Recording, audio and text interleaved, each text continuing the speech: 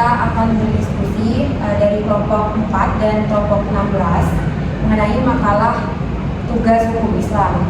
Jadi di sini dari kelompok 4 kita dan ada anggotanya ada 5. Itu yang pertama ada Ananda Aprilia, yang kedua itu ada saya sendiri yaitu Mutia Zarazana, yang ketiga itu ada Anita, ada Dia Novem, kemudian ada Chelsea, Olivia Kanya Putri, dan Dea Agustina.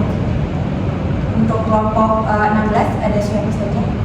Sebelum kesimpulan ini, izinkan dari kelompok 11 perkenalkan nama saya Rasa Keluarga dengan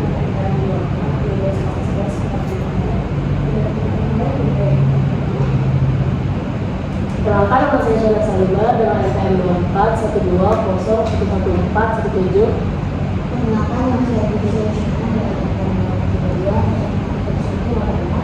Perkenalkan nama saya Salimah dengan NPM 2412.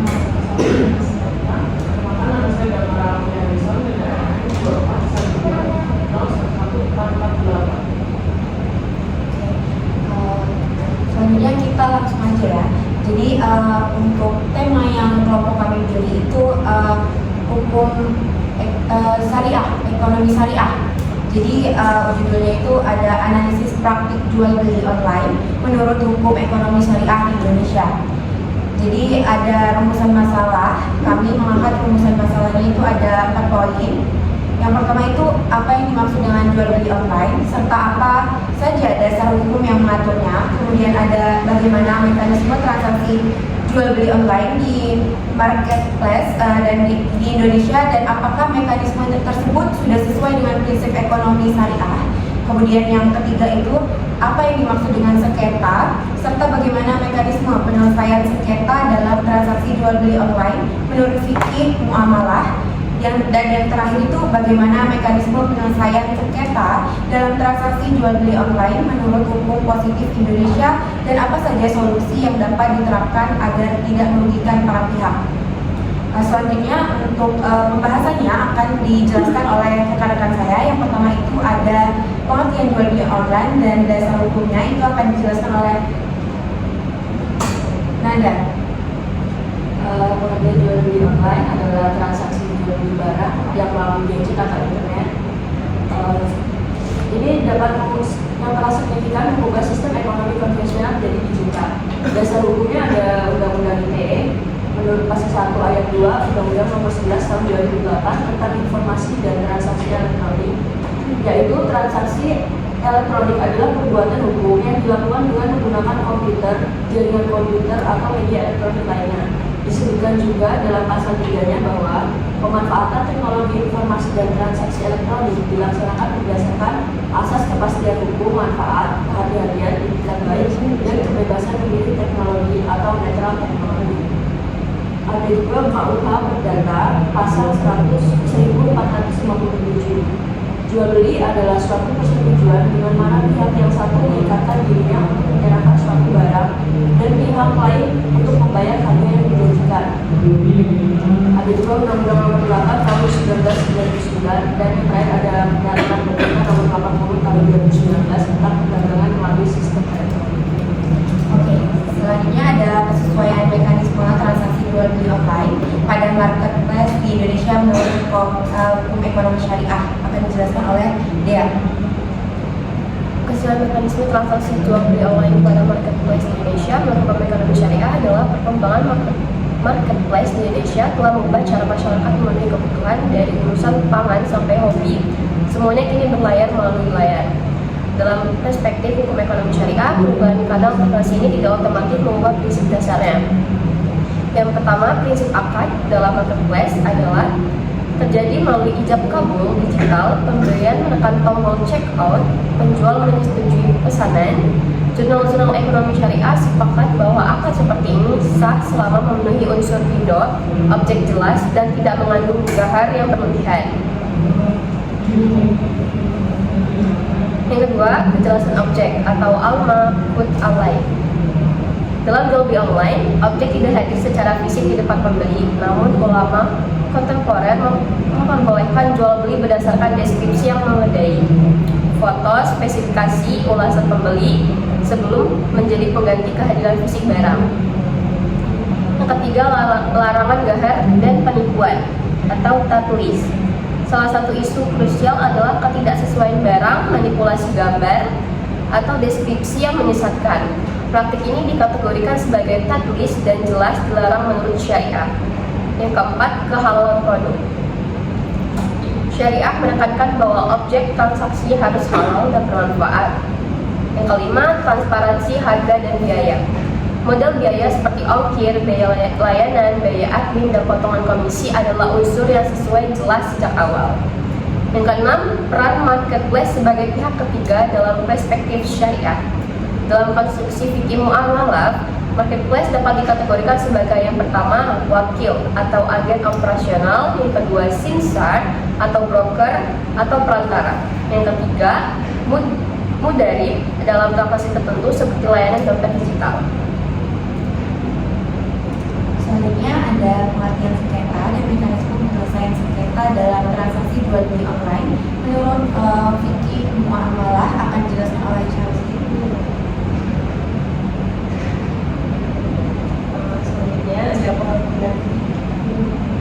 Selanjutnya ada pengertian sengketa dan mekanisme penyelesaian sengketa dalam transaksi jual beli online menurut fikih muamalah.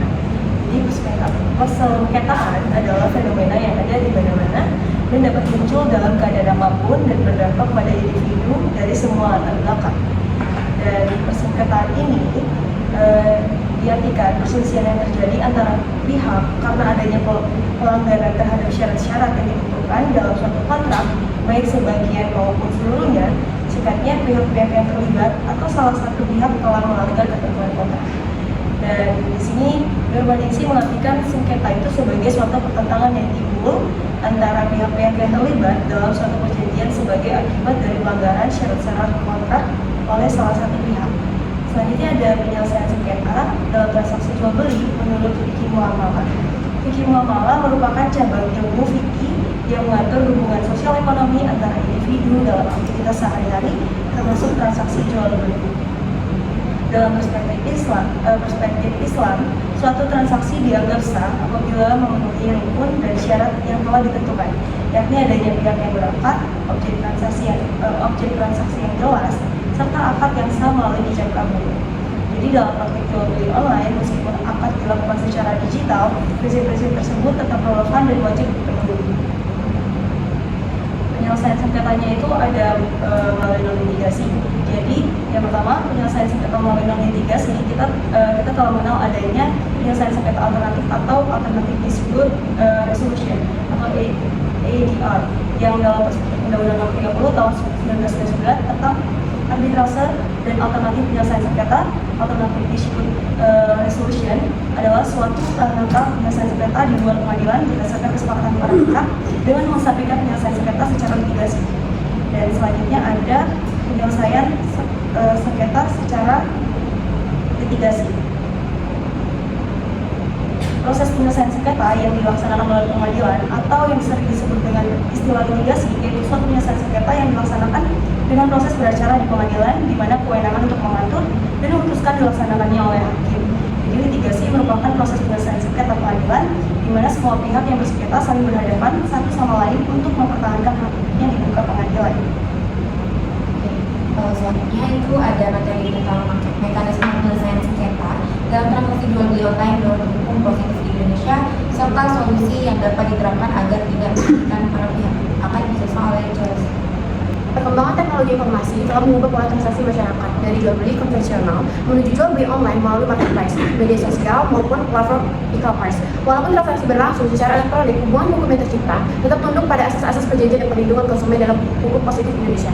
Dalam praktiknya, sengketa kerap muncul akibat barang tidak sesuai deskripsi, keterlambatan pengiriman, penipuan, pembayaran bermasalah, hingga kegagalan sistem. Oleh karena itu, penting memahami mekanisme penyelesaian sengketa yang diatur dalam perundang-undangan, serta solusi yang dapat mencegah kerugian bagi para pihak.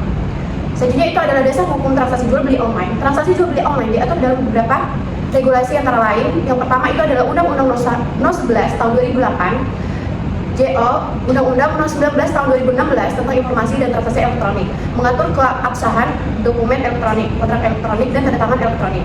Kedua yaitu adalah Undang-Undang Nomor 8 Tahun 99 tentang Perlindungan Konsumen, mengatur hak konsumen dalam memperoleh informasi yang benar, mekanisme pengaduan. Ketiga itu adalah PP 080 Tahun 2019 tentang Perdagangan melalui Sistem Elektronik, mengatur tanggung jawab marketplace, penyelesaian sengketa, serta perlindungan data. Keempat ada KUP Perdata, mengatur syarat-syarat perjanjian dan kewajiban para pihak dalam menjual beli. Selanjutnya itu adalah mekanisme penyelesaian sengketa dalam transaksi online di marketplace. Pertama itu ada Internal Dispute Resolution atau IDR oleh marketplace. Marketplace modern menyediakan mekanisme penyelesaian sengketa internal sebagai langkah pertama seperti sistem refund, return, pusat resolusi, dan help center. Dan mediasi custom service adalah instrumen untuk menyelesaikan masalah tanpa membawa pihak ke ranah hukum. Kedua itu adalah mediasi sebagai alternatif penyelesaian. Mediasi menjadi pilihan populer dan transaksi digital karena sifatnya yang informal, hemat, biaya, dan cepat. Ketiga ada arbitrage. Arbitrage digunakan ketika nilai sengketa besar atau melibatkan penafsiran perjanjian bisnis digital yang kompleks. Keempat itu adalah penyelesaian melalui lembaga penyelesaian sengketa konsumen. Badan yang menyelesaikan sering dipakai oleh konsumen adalah lembaga perlindungan konsumen seperti Badan Penyelesaian Sengketa Konsumen dan Lembaga Perlindungan Konsumen Swadaya Masyarakat. Kelima adalah penyelesaian melalui pengadilan. Jika mekanisme alternatif tidak menemukan titik temu, sengketa dapat dibawa ke pengadilan. Selanjutnya itu adalah solusi agar sengketa tidak merugikan para pihak. Yang pertama itu adalah menerapkan escrow yang lebih transparan. Sistem rekening bersama sudah ada di marketplace, tetapi penelitian menyarankan menguatkan transparansi, misalnya penjelasan terperinci tentang kapan dana yang dibekukan, dirilis atau dikembalikan. Kedua itu adalah standarisasi informasi produk. Banyak sengketa muncul karena deskripsi barang tidak akurat. Marketplace dapat menerapkan format standar deskripsi produk yang tidak wajib diikuti penjual. Ketiga yaitu adalah peningkatan sistem bukti digital. Sengketa online sangat bergantung pada bukti digital seperti foto, rekaman chat, hingga jejak pengiriman. Solusinya adalah fitur pelaporan berbasis bukti otomatis, integrasi logistik real time, dan penyimpanan riwayat transaksi yang teratur, serta sistem penandaan integrasi bukti. Keempat adalah edukasi konsumen dan penjualan. Marketplace dapat menyediakan modul eduksi singkat tentang 1. Cara membaca deskripsi barang, 2. Cara menghindari penipuan, 3. Standar pengemasan. Keempat adalah alur pengaduan sengketa. Kelima ada penguatan peran marketplace sebagai mediator netral. Marketplace perlu memposisikan secara profesional dan tidak memihak. Kebijakan penyelesaian sengketa harus dibuat jelas, adil, dan dapat diprediksi. Keenam itu adalah optimalisasi mediasi online. ODR adalah masa jeda penyelesaian sengketa digital. Model ini mengintegrasikan pertama itu adalah algoritma klasifikasi masalah, kedua itu adalah negosiasi otomatis, ketiga mediasi berbasis platform, dan keempat itu adalah hingga arbitrage digital. Oke, itu aja yang mau kita bisa paparin terkait materi tentang jual beli online menurut syariah Islam. Selanjutnya kita boleh bisa mendengarkan penjelasan materi dari kelompok 16. Lalu kami dari kelompok 16 judul pemahaman kami adalah hukum pidana Islam dan pandangan saksi yang tidak Islam. Pada kesempatan ini kami akan berdiskusi tentang hukum pidana Islam. Lalu juga tentang relevansi hukum pidana Islam dengan hukum di Indonesia. Sebelum kita masuk lebih jauh, kita akan dulu melakukan hukum pidana selalu berfungsi dalam kepentingan masyarakat, sekaligus menjadi sarana preventif dan edukatif. Tapi dalam Indonesia, itu mencapai maksud syariat, yaitu perlindungan agama, juga akhlak, perlindungan dan hukum. Nah, di sistem hukum positif Indonesia ini berkembang secara dinamis dan dibuat melalui proses politik dan kebutuhan sosial. Sedangkan hukum pidana Islam bersumber dari wahyu, sehingga beberapa ketentuannya bersifat tetap seperti itu. Sementara bagaimana fleksibel seperti takziah. Nah, karena hal tersebut, Perbandingan dua sistem ini menjadi relevan dalam konteks pembaruan hukum pidana Indonesia, terutama saat wacana restoratif justice mulai berkembang. Nah, nanti kita akan bahas lebih lanjut dan akan disampaikan teman saya bagaimana menurut kisah dan taksir untuk pemerintah itu dengan keadilan restoratif. Nah, selanjutnya kita akan masuk ke materi pertama yaitu pengertian hukum pidana kisah dan taksir mungkin sebelum masuk ke sana. Ini aku menjelaskan mungkin pengertian hukum pidana Islam dan Indonesia. Hukum pidana Islam adalah bagian dari syariat yang ditetapkan Allah untuk menjaga kemaslahatan manusia, baik secara moral maupun sosial. Yang membedakan hukum pidana Islam dari hukum pidana positif adalah sumber hukumnya. Islam bersumber dari Al-Quran, hadis, dan istihzar, sehingga sifatnya transidental. Nah, dalam hukum Islam itu tindak pidana dibagi menjadi 3 kategori utama. Yang pertama hidup, ini adalah tindak pidana yang hukumnya sudah ditetapkan secara pasti dalam Al-Quran dan hadis seperti zina, pencurian atau perampokan. Hakim tidak bisa mengubahkannya hukumnya karena dianggap sebagai faktor lagi. Terus yang kedua ada kisah safiliyah.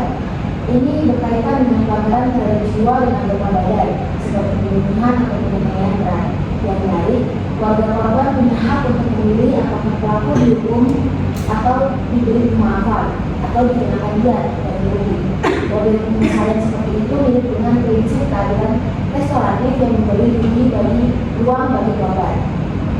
Terus yang ketiga ada tazir. Bagian ini fleksibel dan memberi kewenangan pada hakim untuk menentukan jenis dan kadar hukumnya berdasarkan kemaslahatan masyarakat. Sangat mirip dengan diskresi hakim dalam sistem hukum nasional. Ketiga kategori ini menunjukkan bahwa hukum pidana Islam tidak hanya keras seperti yang sering disalahpahami, melainkan justru mengutamakan unsur moral, pencegahan, dan pembinaan hubungan sosial. Jadi, kita lanjut ke materi kedua, yaitu mengakibat sanksi dalam hukum pidana dan perbandingan dengan sistem positif yang disampaikan oleh Syarah Sari. Terima kasih. Selanjutnya kita masuk ke hakikat sanksi. Secara umum, sanksi adalah unsur yang membuat aturan hukum bersifat memaksa. Tanpa sanksi, hukum tidak punya efek. Dalam hukum pidana Indonesia, sanksi diarahkan untuk mencapai beberapa tujuan pidana seperti reformation atau pembinaan pelaku, restraint, pengamanan masyarakat dari pelaku, retribution, pembalasan, dan deterrence, efek jerak. Sedangkan dalam hukum pidana Islam, tujuan sanksi adalah untuk menjaga 5 prinsip maqasid al-syariah. Hukuman tidak hanya untuk menghukum, tetapi juga untuk memperbaiki moral, mencegah kerusakan sosial, dan menjaga ketertiban umum. Teori pembinaan dalam hukum modern seperti teori absolut, relatif, dan gabungan sebenarnya dapat ditemukan dalam konsep Islam. Misalnya, untuk memberikan kepastian hukum dan pencegahan yang kuat. Qisas dan diat menyediakan ruang restoratif. Tazir mencerminkan fleksibilitas seperti sistem modern. Yang penting, baik hukum positif maupun hukum pidana Islam sama-sama menghindari pemidanaan yang merendahkan martabat manusia. RKUHP modern juga menekankan penyelesaian konflik dan pemulihan hubungan yang sebenarnya sejalan dengan prinsip Islam.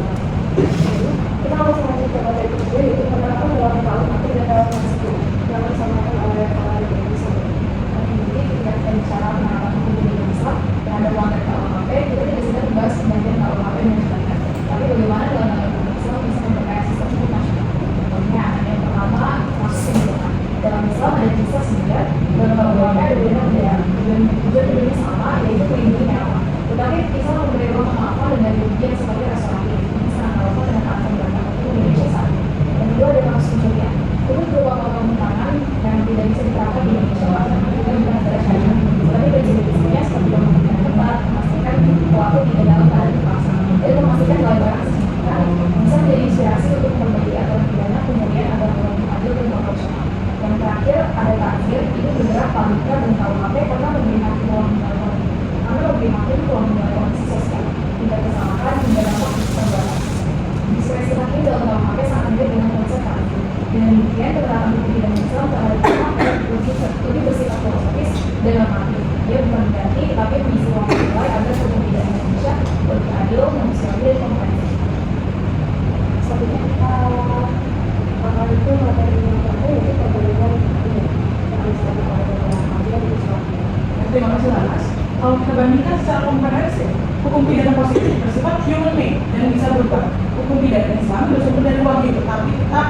memberi ruang ijtihad melalui takzir.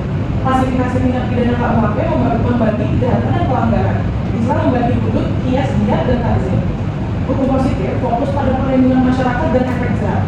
Islam fokus pada kemaslahatan dan moralitas, yaitu menjaga 5 prinsip maqasid al-syariah. Hukum positif dominan menggunakan penjara dan denda. Islam menggunakan campuran antara hukum tetap, hukum proporsional, dan hukuman fleksibel.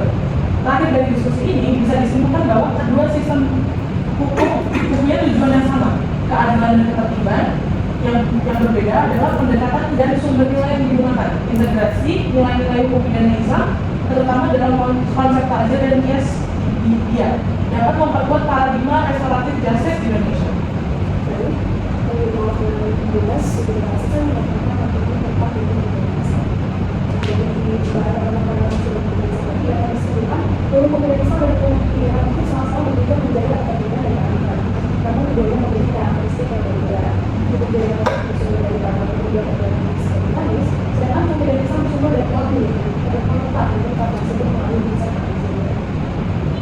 Demikian diskusi dari kami telah selesai. Terima kasih bisa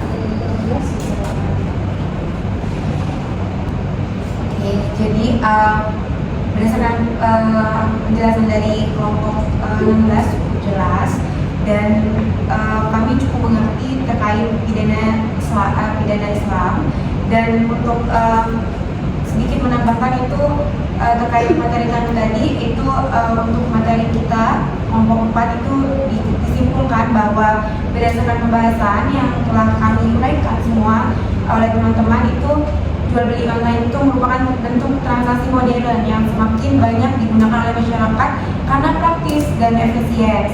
Dalam hukum ekonomi syariah, jual beli online pada dasarnya diperbolehkan selama memenuhi rukun dan syarat jual beli seperti adanya kesepakatan antara penjual dan pembeli, kejelasan barang, harga yang transparan, serta tidak mengandung unsur penipuan seperti garar, riba, dan masyir.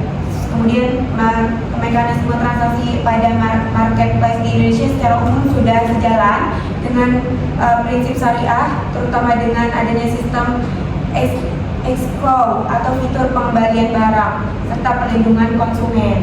Kemudian ada menurut fikih muamalah itu penyelesaian sengketanya dianjurkan dilakukan melalui musyawarah, mediasi, dan jalan damai. Sebelum itu ke pengadilan, jadi harus dimusyawarahkan terlebih dahulu. Jadi untuk materi dari kelompok 4 sudah cukup kami sampaikan. Apakah ada kurang atau ada ingin ditambahkan atau bagaimana untuk kelompok 16? Kalau dari kami tadi kira-kira ada 2 syarat ya. Gimana sih jual beli marketplace sampai sekarang sudah dimana organisasinya pakai aktivitas sama organisasi ada sudah regulasi yang mengaturnya itu sudah sangat jelas. Jadi kami sepertinya udah nggak ada pertanyaan lagi umumnya. Kalau misalkan kalau di kelompok 4 orang ada yang kurang jelas dari materi tadi boleh langsung dari kelompok. Ada yang disampaikan mungkin?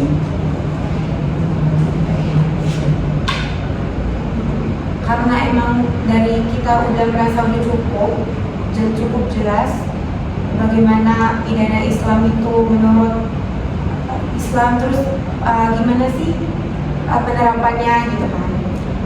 Jadi dari kelompok kami cukup, tidak ada pertanyaan, dan terima kasih karena sudah berdiskusi pada hari ini. Terima kasih atas ilmunya dan kesempatannya. Jadi kami dari kelompok sudah sudah banyaknya atas kisah dan berbagi juga untuk mendapatkan dan semoga yang memberikan pada diskusi ini. Terima kasih. Kami akhiri hari ini. Kami ucapkan wassalamualaikum warahmatullahi wabarakatuh.